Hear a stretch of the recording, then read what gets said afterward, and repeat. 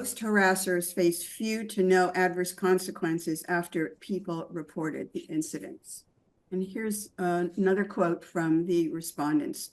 Reporting sexual harassment ended my big law firm career.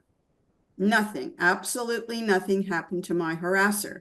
I eventually sued and my name was dragged through the mud, further damaging my career.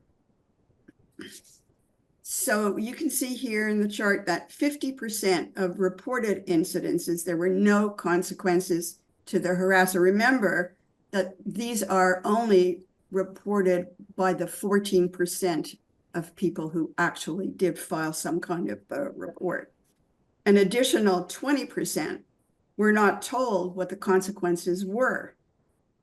From the prior slide that we showed, you might remember that the major barriers to reporting are that nothing would be done about it after taking the risk of reporting.